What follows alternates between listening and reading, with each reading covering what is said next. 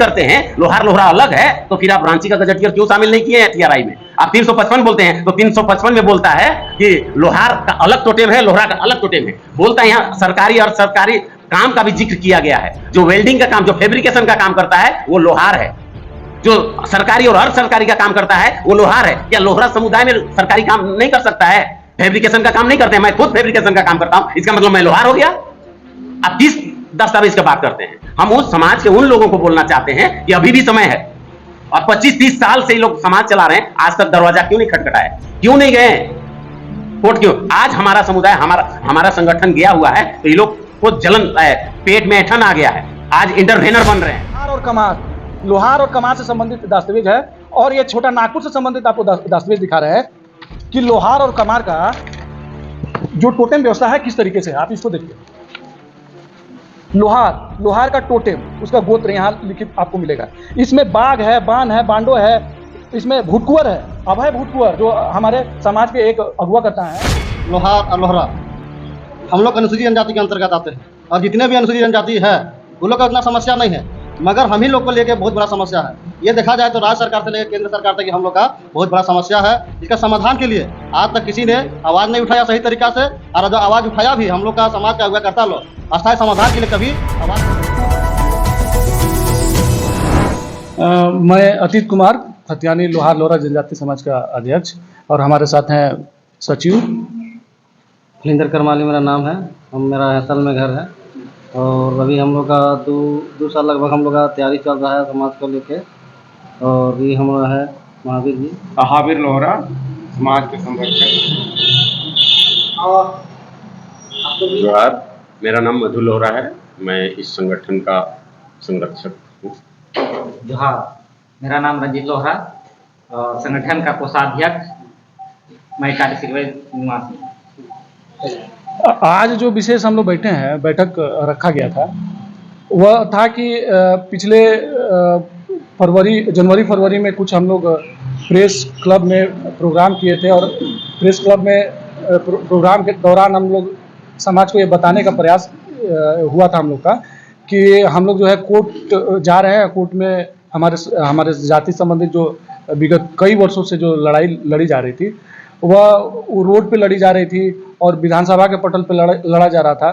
Court का रास्ता अभी तक हमारे समाज द्वारा नहीं उठाया गया था, तो कोर्ट का एक रास्ता जो बचा हुआ था, उस रास्ते को हम लोग अपने संगठन के माध्यम से हम लोग को लगा कि उस रास्ते पे भी हम लोग को प्रयास करना चाहिए था। अध्यक्ष जी, आप लोग की समस्या क्या है?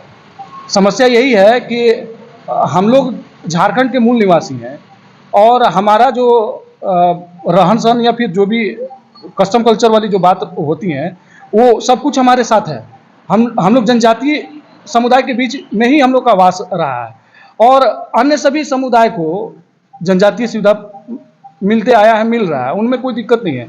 हमारे विषय में हम लोग भी अनुसूचित जनजाति के आदेश में हम लोग भी सूचीबद्ध हैं। जिस आदेश के तहत उरांव, मुंडा, संथाल, महली या और अन्य जो 30-32 जातियां हैं, जिस आदेश के तहत वो अनुसूचित जनजाति कहलाते हैं या जिनको सारे सुविधा प्राप्त हैं, वो सारे सुविधा हमारे लिए भी होना चाहिए था, क्योंकि उसी आदेश में हम लोग भी सूचीबद्ध हैं शुरू से ही, 1950 से ही सूचीबद्ध हैं। फिर भी हमारी जो संवैधानिक जो लाभ होने चाहिए थी, वह हम लोग तक नहीं मिल पा रहा है, या फिर हम ले नहीं पा रहे हैं, या उस तरह का कुछ विसंगति है प्रशासनिक स्तर पे, या फिर जो पॉलिसी जो निर्धारण होता है, नीतिगत फैसले से हम लोग प्रभावित हैं। सरकार भी जो है हम लोग के विषय में गंभीर नहीं दिखता है। कई दफ़ा जो है विधानसभा के पटल में हम लोग कई विधायक के माध्यम से हम लोग विधानसभा में मामला को उठाने का प्रयास किए हैं, लेकिन सरकार लगता है इसमें हम लोग का कहीं भी समस्या को सुनने को तैयार नहीं है। आप लोगों के केडर में लोहार और लोहरा है,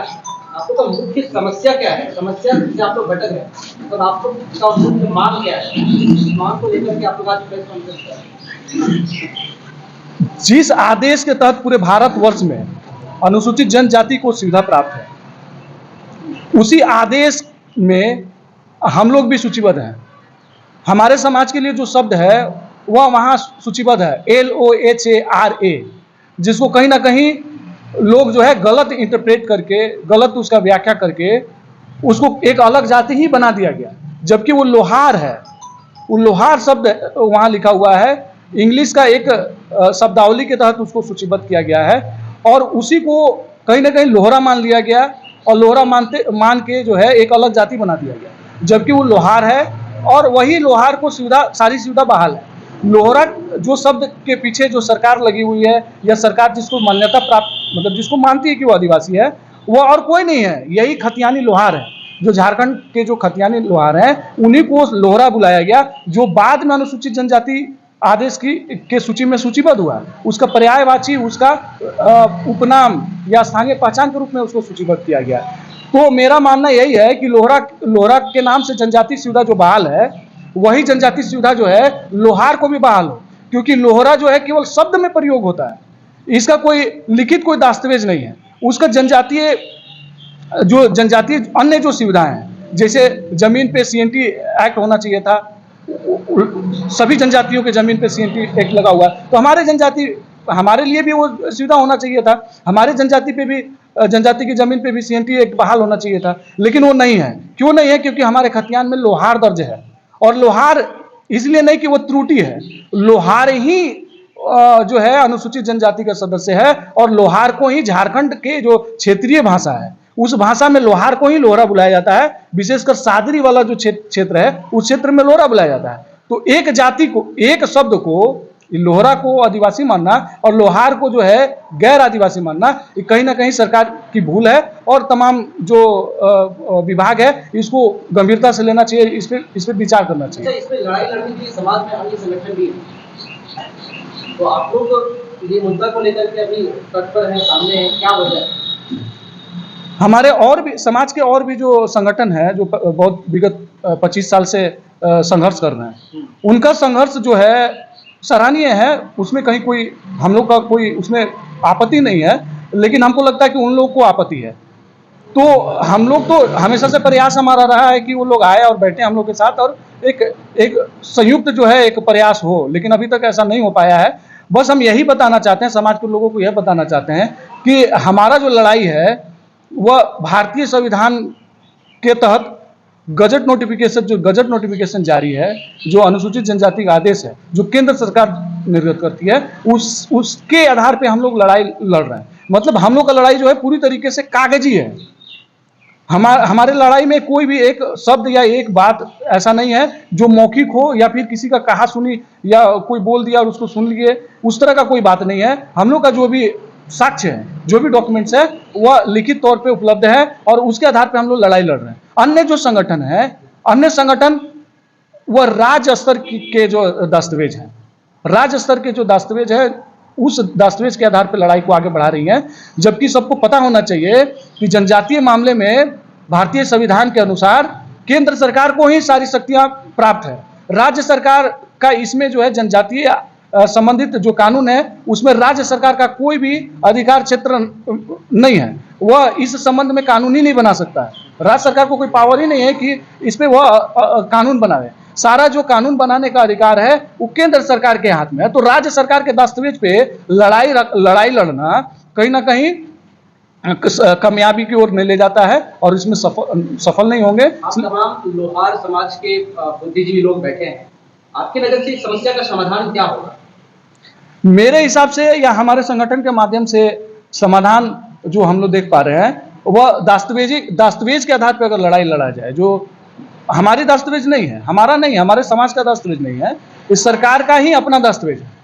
तमाम विभाग के दस्तावेज हैं, जिसमें रेवेन्यू डिपार्टमेंट जिसको भू राजस्व विभाग के दस्तावेज हो गए, या फिर आपका गजट नोटिफिकेशन जो जारी करता है कार्मिक विभाग के जो दस्तावेज है, केंद्र सरकार के जो कार्मिक विभाग के दस्तावेज है, जो जनजातीय मंत्रालय के जो दस्तावेज हैं, या फिर और भी दस्तावेज जैसे एंथ्रोपोलॉजिकल, जो हम लोग एक बात होती है कि जनजातीय मामले में एक्सपर्ट जो होते हैं, वो विशेषज्ञ जो लोग होते हैं वो एंथ्रोपोलॉजी से आते हैं, तो उनसे संबंधित भी जो दस्तावेज है, उस दस्तावेज को भी अगर हम लोग प्रमुखता से हम लोग रखें, उस दस्तावेज के आधार पे हम लोग लड़ाई लड़े, या वो किसी भी पटल पे अगर वो दस्तावेज के आधार पे लड़ाई लड़ा जाएगा तो लड़ाई निश्चित तौर पे मतलब हम लोग जीतेंगे।